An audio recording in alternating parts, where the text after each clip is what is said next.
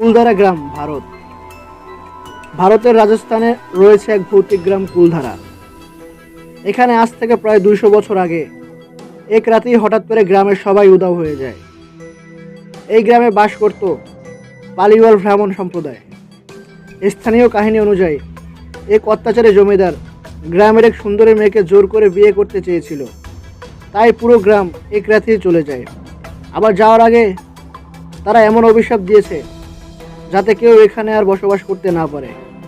আজও কেউ যদি এই গ্রামে রাতে থাকার চেষ্টা করে, তারা বলেন চারদিকে নাকি অদ্ভুত কিছুর উপস্থিতি টের পাওয়া যায়। শোনা যায় রাতের বেলা এখানে চলার শব্দ, মহিলাদের কান্না, শিশুর হাসি, এমন অনেক শব্দ ভেসে আসে, অথচ চারপাশে কোনো মানুষ থাকে না। অনেক ভৌতিক গবেষকে এখানে গবেষণা করতে গিয়ে অদ্ভুত অভিজ্ঞতার সম্মুখীন হয়েছেন। কারো ক্যামেরা বন্ধ হয়ে গিয়েছে, কেউ হঠাৎ অসুস্থ হয়ে পড়েছেন। এটা কি সত্যিই পুরনো লোক কাহিনী, নাকি কোনো অদৃশ্য শক্তি এখনো রয়ে গেছে এই মাটির নিচে?